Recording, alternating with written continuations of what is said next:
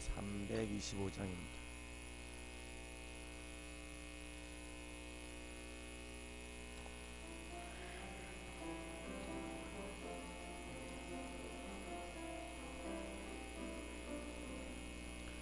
예수가 함께 계시니 시험이 오나 겁없네.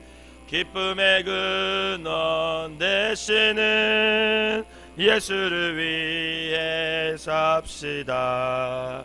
날마다 주를 섬기며 언제나 주를 기리고 그 사랑 안에 살면서 딴 길로 가지 맙시다. 이 세상 사는 동안에 주 이름 전파하면서 무한한 복락 주시는 예수를 위해 삽시다. 날마다 주를 섬기며 언제나 주를 기리고 그 사랑 안에 살면서 딴 길로 가지 맙시다. 이 세상 친구 없어도 예수는 나의 친구니 불의한 일을 버리고 예수를 위해 삽시다.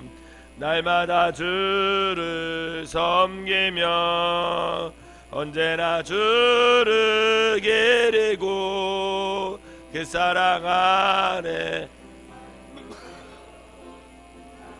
가지 맙시다. 주께서 심판하실 때 잘했다 칭찬하리니 이러한 상급 받도록 예수를 위해 삽시다. 날마다 주를 섬기며 언제나 주를 기리고 그 사랑 안에 살면서 딴 길로 가지 맙시다. 아멘. 사도신경으로 신앙 고백 드리도록 하겠습니다.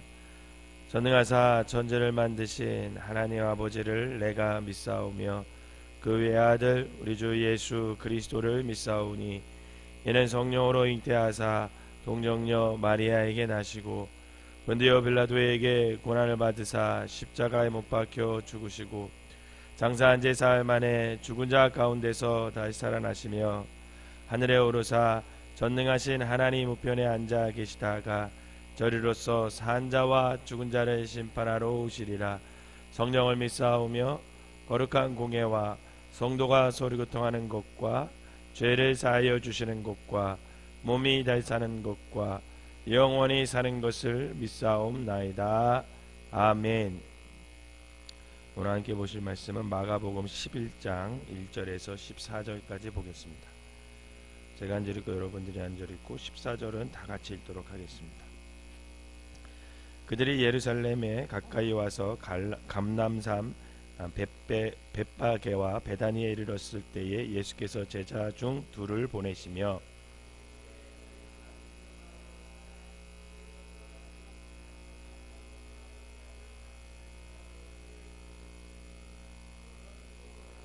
만일 누가 너희에게 왜 이렇게 하느냐 묻거든 주가 쓰시겠다 하라. 그리하면 즉시 이리로 보내리라 하시니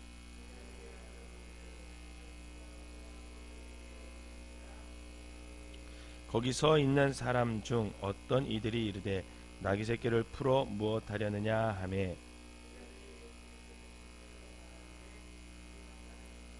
나귀 새끼를 예수께로 끌고 와서 자기들의 겉옷을 그 위에 얹어 놓음에 예수께서 타시니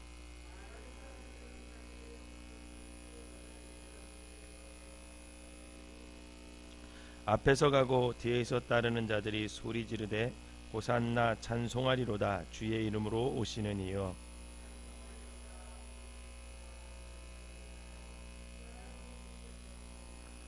예수께서 예루살렘에 이르러 성전에 들어가사 모든 것을 둘러보시고 때가 이미 저물매 12제자를 데리시고 베다니에 나가시니라.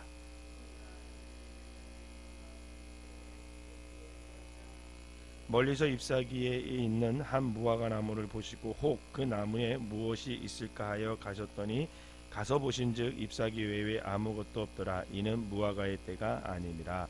예수께서 나무에게 말씀하여 이르시되 이제부터 영원토록 사람이 내게서 열매를 따먹지 못하리라 하시니 제자들이 이를 듣더라. 아멘. 이 새벽에도 하나님의 은혜가 여러분들과 함께 하시기를 주님의 이름으로 축원합니다. 오늘 본문에는 이제 예수님께서 드디어 이제 예루살렘에 입성하는 장면이 이렇게 서술되어 있습니다. 제가 드디어라는 표현을 한 것은 오늘 본문은 주님께서 다윗의 자손으로 오시는 그 메시아로서의 모습을 이제 만천하에 드러내 보이시는 본문이기 때문에 그렇습니다. 마가는 인류를 구원할 왕으로서의 권위를 가지고 오시는 분이 바로 우리 예수님이다 라는 것을 오늘 본문에 단어마다 이렇게 숨겨놨어요.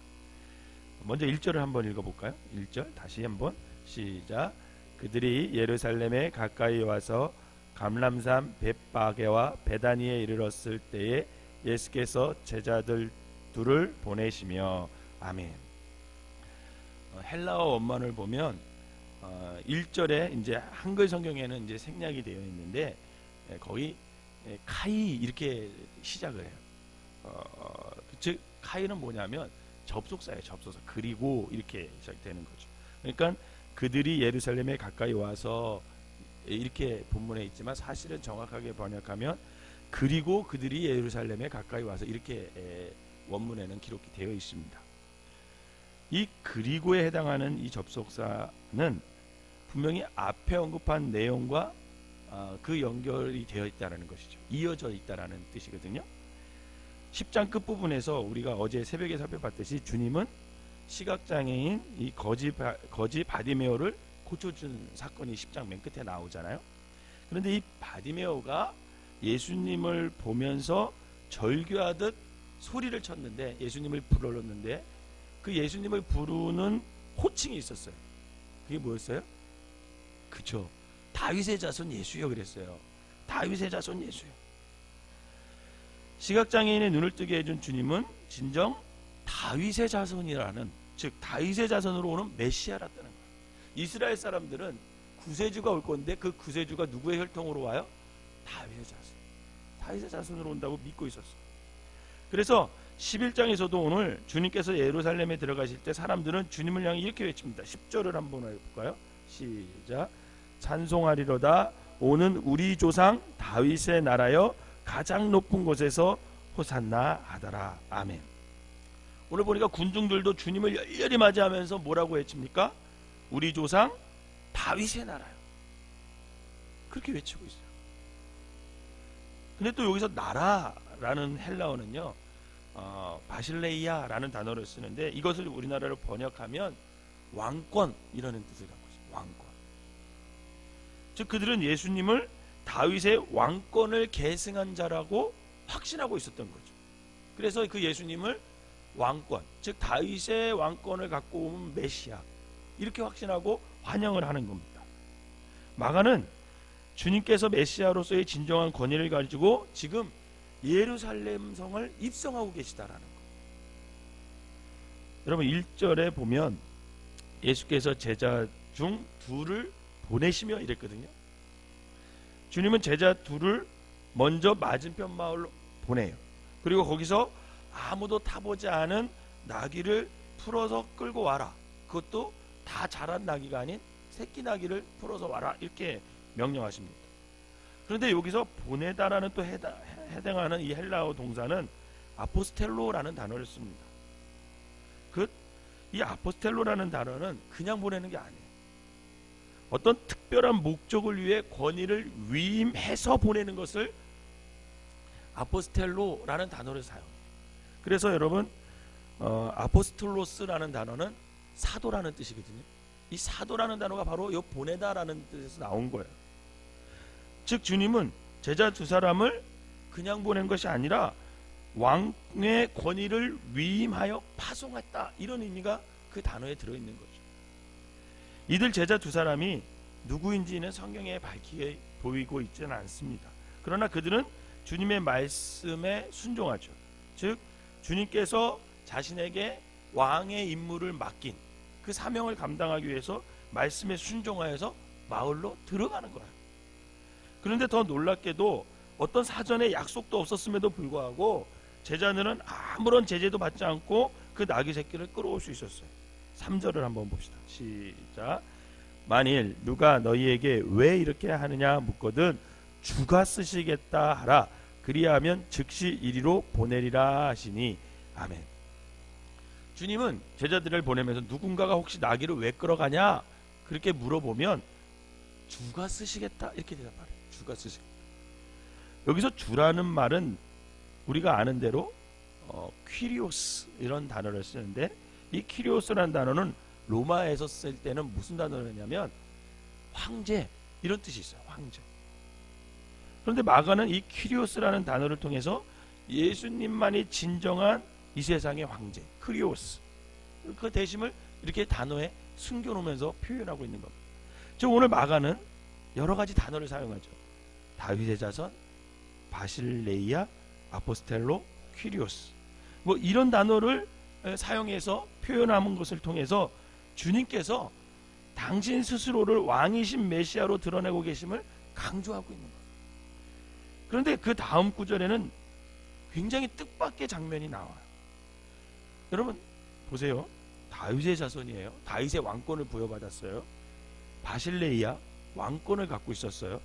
아포스텔로 또 퀴리오스 황제, 뭐 보내심을 받은 어떤 특별한 목적을 위해서 보내시는 분, 다 이런 뜻을 갖고 있던 그런 예수님인데, 이 예수님이 이 정도의 어떤 지위를 가졌다면 대개 보면 백마를 타든지 아니면 정말 흑마 이런 말을 타고 쫙 들어가야 되잖아요. 왕이신데 다윗의 왕권을 입은. 그런데 이 왕이신 주님께서 예루살렘 입성하면서 무엇을 타고 갑니까? 나귀 새끼를 타고 가요. 나귀 새끼. 여러분 당시 나귀는요 뭐 주요한 교통수단의 하나이기는 했어요. 그런데 나귀는 귀족들이나 왕족과는 전혀 관련이 없었어요. 사실 왕이나 귀족들은 흔히 노새나 말을 이용했대요. 그 당시에 자료를 찾아보니까 나귀는 주로 평민들이 타고 다녔고 어린아이들이 이렇게 막 이렇게 끌고 다녔던 게 나귀라고 합니다. 그런데 예루살렘으로 입성하는, 그것도 왕의 권위를 입고 입성하는 예수님께서 지금 나귀 새끼를 타고 계셨다. 주님께서 그러면 이 나귀 새끼를 타신 이유가 뭘까라는 거예요. 그것을 스가랴 선지자가 이렇게 표현합니다. 스가랴 9장 9절에 보면 시온에 따라 크게 기뻐할지어다, 예루살렘에 따라 즐거이 부를지어다. 보라, 내 왕이 내게 임하나니 그는 공의로우며 구원을 베푸며 겸손하여서 나귀를 타나니 나귀의 작은 것 곧 나귀 새끼입니다. 이렇게 표현합니다. 주님은 노새나 말을 타고 자신의 권세를 자랑하거나 그와 반대로 사람들의 이목을 집중시키기 위한 어떤 전시용으로 나귀 새끼를 탔다는 게 아닙니다. 스가랴 선지자는 주님께서 왜 나귀 새끼를 탔냐 하면 겸손하시기 때문에 그라고 그 이유를 밝혀주고 있습니다. 주님은 어떤 자신의 권세나 위엄을 드러내기 위함도 어떤 정치적인 쇼를 보여주기 위함도 아닌 오직 구약 선지자를 통해서 예언된 그 하나님의 말씀을 성취하기 위해서 나귀 새끼를 타고 오신 것이다 라는 것. 이것이 주님께서 마가를 통해 강조하고 계시는 메시아의 참된 정체성이라는 거예요.